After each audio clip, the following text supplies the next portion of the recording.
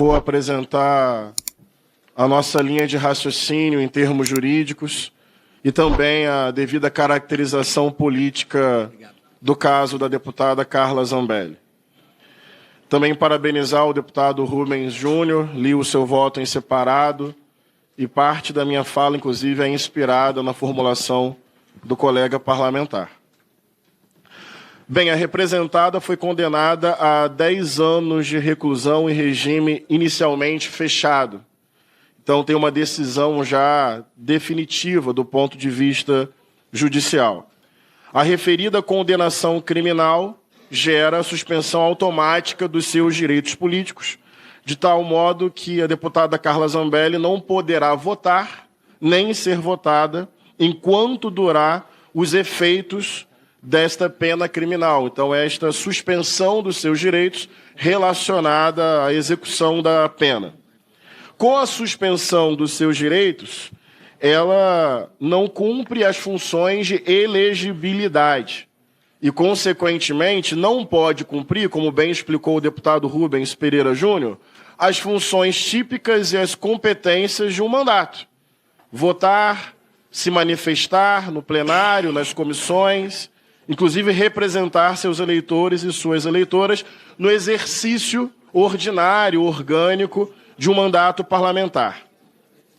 A representada não pode, à luz da Constituição Federal e do regimento interno da Câmara dos Deputados, exercer o mandato de modo remoto. Ela não pode votar estando privada de liberdade. Nesse caso, vale lembrar que ela fugiu do Brasil, está neste momento na Itália aguardando extradição. Seja lá ou aqui cumprindo a prisão em regime fechado, ela não pode exercer o mandato parlamentar, as competências típicas e ordinárias de um mandato parlamentar.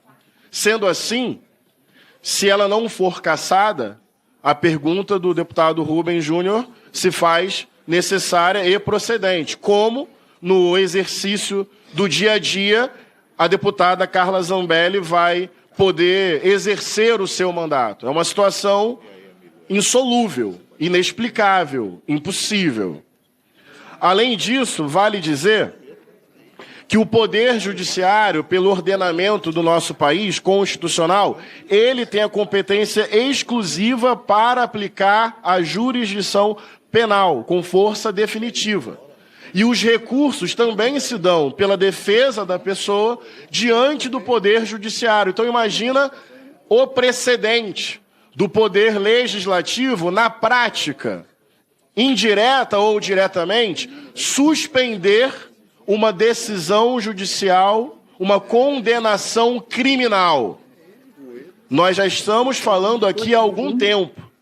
Estão sendo criados mecanismos de blindagem e proteção para criminosos dentro do Poder Legislativo. Isso ganhou, inclusive, um termo popular recentemente que gerou ampla mobilização da sociedade brasileira. Blindagem.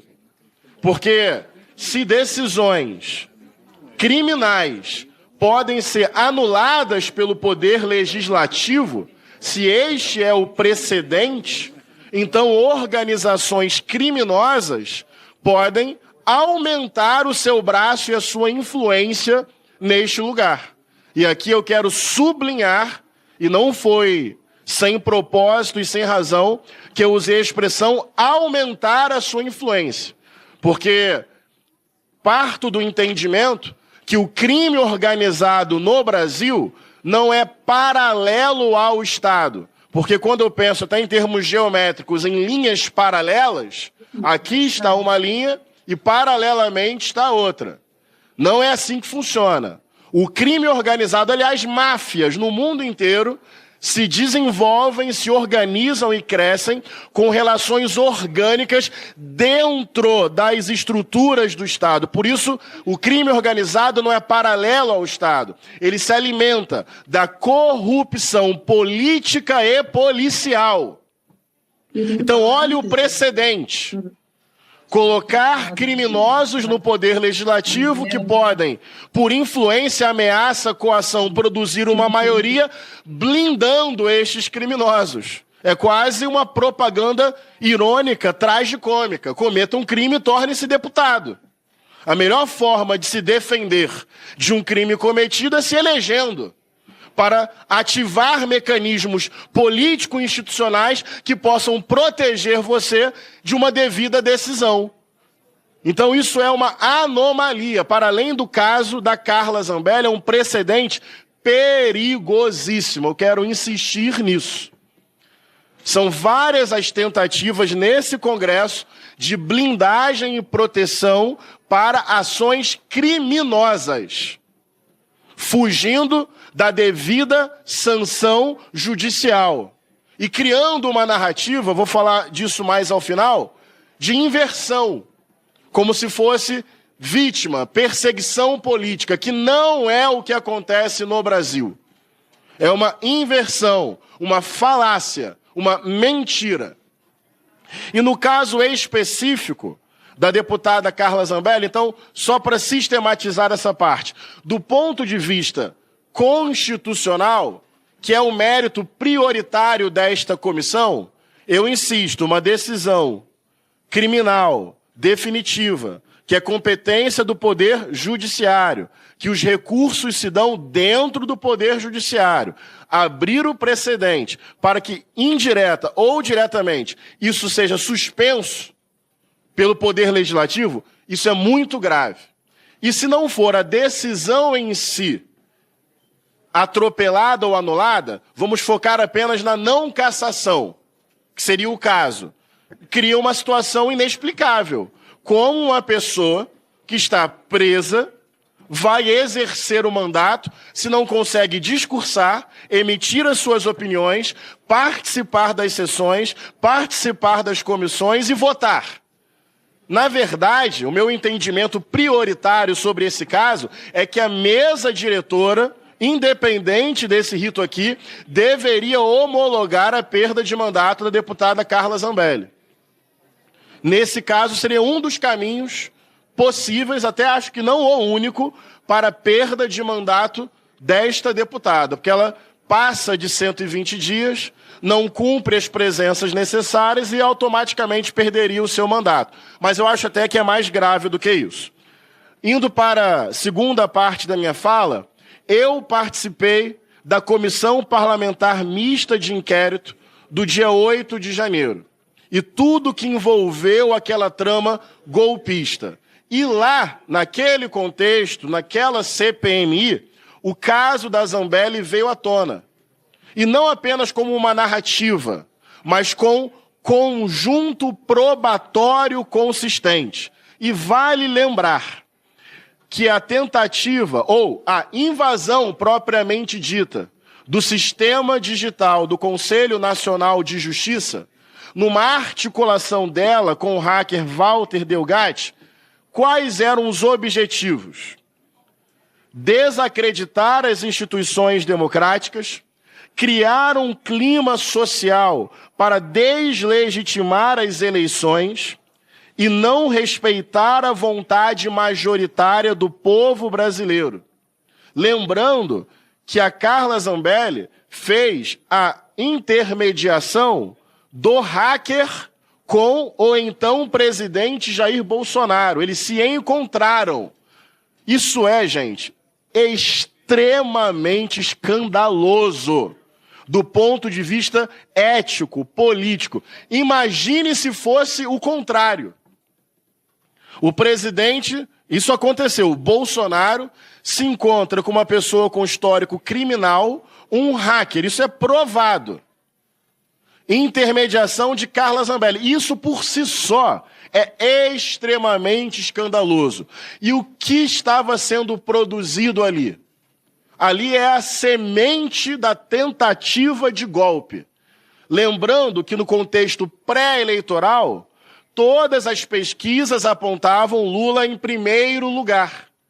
Aliás, na República pós-ditadura, Bolsonaro foi o primeiro presidente eleito que não conseguiu se reeleger. Teve esse fracasso, perdeu para Lula. E o que as investigações demonstram? Quando Lula aparece em primeiro lugar, começa toda uma movimentação, isso anteriormente às eleições, para deslegitimar o sistema eletrônico de votação. É neste contexto que Carla Zambelli entra com a invasão do sistema eletrônico do CNJ para criar essa espécie de convulsão social, ou esse clima generalizado de desconfiança, já antecipando uma derrota eleitoral. Esse é o contexto. Então, é o fio condutor do golpismo. É o fio condutor daquilo que ataca a democracia. E depois, sabe o que acontece? Estas pessoas são submetidas a um inquérito, a uma investigação, a um processo. Tem o tempo de defesa, o direito ao contraditório. E sabe o que também é curioso? Todas estas pessoas que passaram pelo devido processo legal, com presunção de inocência e direito de se defender, que é o que eu defendo, todas elas, acho que sem exceção mesmo, defendem abertamente a ditadura militar que aconteceu de 64 a 85. Ou seja, quando tinha cassação sumária, tortura como política de Estado, desaparecimento forçado, demissão de juízes, supressão do pluripartidarismo, censura à imprensa. Se nós vivêssemos no regime que vossas excelências defendem, não haveria devido processo legal, haveria prisão sumária, com requinte de crueldade, porque os heróis da Zambelli são torturadores. Eu vou repetir, os heróis da Zambelli são torturadores. Os heróis de Bolsonaro são torturadores. Com isso, eu quero deixar evidente, não defendo revide, não defendo vingança, não defendo modos autoritários para enfrentar o autoritarismo ou modos fascistas para enfrentar o fascismo. Não! Defendo preservação da integridade física e emocional. Defendo o devido processo legal e o direito de se defender. A assegurada presunção de inocência, o direito ao contraditório. Só que estas pessoas passaram por tudo isso e foram devida, correta, consistentemente condenadas. O que resta a elas, então? Inverter a lógica. Criar uma narrativa de perseguição política. Inventar esse sistema. Gente, chega a ser engraçado imaginar que a extrema-direita é contra o sistema. Vamos ver quem o mercado financeiro e os banqueiros vão apoiar ano que vem? Chega a ser engraçado. Bolsonaro tinha, 7 mandatos como deputado, político irrelevante aqui. Ele é contra o sistema, a família toda de político. A extrema-direita é o sistema. Vossas excelências têm ou não têm o apoio de Donald Trump, o presidente dos Estados Unidos da América, a maior potência capitalista do mundo? Eduardo Bolsonaro não está lá? Não goza dessa influência? Onde? Na Casa Branca. Da onde vossas excelências tiraram que o campo político que vossas excelências representam é antissistema? Vossas excelências são o sistema retrógrado, velho, autoritário, violento, arbitrário, cujos heróis são torturadores que têm sangue nas mãos. Vou votar pela cassação e quando olhar para a minha família, quando olhar para os meus amigos, quando olhar para os meus irmãos e as minhas irmãs, eu vou ter a consciência tranquila e o coração em paz. Porque sem utilizar de modo autoritário, sabe o que eu vou dizer para as pessoas? Que eu estou fazendo parte da resistência democrática nesse país. Que nós estamos vivendo a situação histórica de responsabilizar penalmente quem tentou o golpe contra a democracia. Que eu faço parte do time que está enfrentando o golpismo, o autoritarismo, o fascismo, e fazendo isso com justiça, com justeza, com consistência, com prova, respeitando o direito de defesa dos outros. A imagem de uma pessoa perseguindo outra com uma arma na mão, que a imagem mais conhecida da Zambelli é a imagem do fascismo brasileiro. É isso que nós estamos enfrentando.